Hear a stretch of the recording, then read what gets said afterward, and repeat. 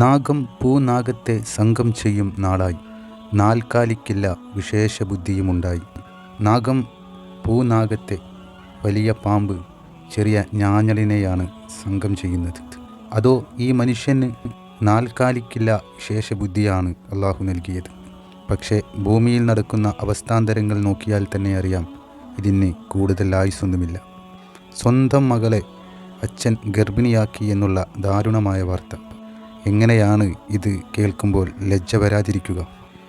സ്വന്തം മകളെ ഗർഭിണിയാക്കാനുള്ള മനസ്സ് എങ്ങനെയാണ് സ്വന്തം പിതാവിനുണ്ടാവുന്നത്? ഇത് കാലത്തിൻ്റെ മാറ്റം തന്നെ. എത്ര വലിയ അധംപതനമാണ് ചില മനുഷ്യന്മാർക്ക് പറ്റിയിരിക്കുന്നത് എന്ന് നോക്കൂ. അതും നമ്മുടെ സ്വന്തം കേരളത്തിൽ.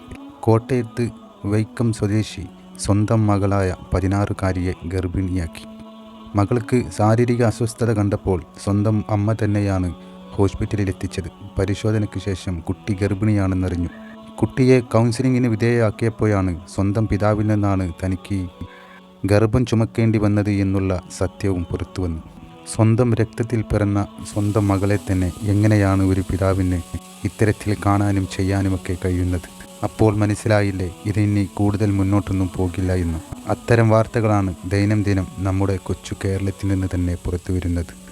ഈ വാർത്ത കേട്ട് ഞെട്ടൽ മാറുന്ന മുമ്പ് തന്നെ ഇന്ന് തിരുവനന്തപുരം ആര്യനാട്ടിൽ നടന്നത് 58 വയസ്സുള്ള അച്ഛൻ വിവാഹമോചിതയായി വീട്ടിൽ കഴിയുന്ന 30 വയസ്സുകാരിയെ നിരന്തരമായി ലൈംഗികമായി പീഡിപ്പിക്കാൻ ശ്രമിക്കുന്നു എന്നുള്ള വാർത്ത. ഗത്യന്തരമില്ലാതെയാണ് മകൾ പോലീസിൽ പരാതി നൽകിയത്. ആര്യനാട് പോലീസ് കേസെടുക്കുകയും പ്രതിയെ അറസ്റ്റ് ചെയ്യുകയും കോടതിയിൽ ഹാജരാക്കി റിമാൻഡ് ചെയ്യുകയും ചെയ്തു.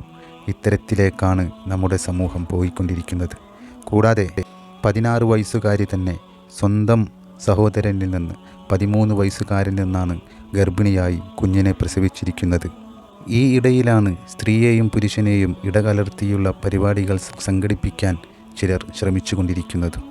സ്വന്തം മകൾക്കും പെങ്ങൾക്കും തന്നെ സ്വന്തം പിതാവിൽ നിന്നും ആങ്ങളമാരിൽ നിന്നും നേരിടേണ്ടി വരുന്ന ഇത്തരം കാര്യങ്ങൾ സമൂഹം കണ്ടിരിക്കുമ്പോഴും അത്തരം കാര്യങ്ങൾ സംഘടിപ്പിക്കാൻ വേണ്ടി എന്തിനാണ് ചില ആളുകൾ തുനിഞ്ഞിറങ്ങുന്നത്?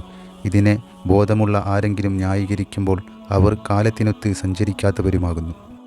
ആൺകുട്ടികളും പെൺകുട്ടികളും ഒന്നിച്ച് യാത്ര ചെയ്ത് ലിംഗഭേദമന്യേ സഹവസിച്ചാലേ പുരോഗമനം സാധ്യമാകുകയുള്ളൂ എന്നുള്ള വാർത്ത കേട്ട അച്ഛനമ്മമാരോടാണ് പറയാനുള്ളത്.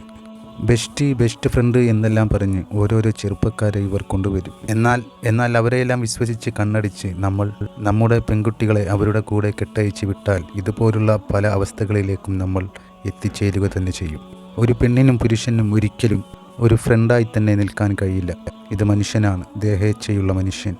എപ്പോൾ മനസ്സ് എങ്ങനെ മാറി മറിയും എന്ന് പോലും അറിയില്ല. സ്വന്തം പിതാവിൽ നിന്നും ആങ്ങളമാരിൽ നിന്നും പെൺകുട്ടികൾ നേരിടേണ്ടി വരുന്ന ഇത്തരം കാര്യങ്ങൾ കണ്ടിട്ടും ബെസ്റ്റ് ഫ്രണ്ടിൻ്റെ കൂടെ കറങ്ങാൻ പോകുന്നവരെ, അത് അനുവദിക്കുന്ന മാതാപിതാക്കളെ ലെവലേശം ബുദ്ധിയില്ലാത്തവരായി തന്നെയല്ലേ കണക്കാക്കേണ്ടത്? ഒരിക്കലും ഇത്തരം പ്രവണത ഭൂമിയിൽ അനുവദിച്ചു കൊടുക്കാൻ പാടില്ല. അങ്ങനെയുണ്ടെങ്കിൽ ഇപ്പോൾ നടന്ന ഗർഭം പോലെ തന്നെ ഒട്ടനേകം ഗർഭങ്ങൾ നമ്മൾ കാണേണ്ടി വരും.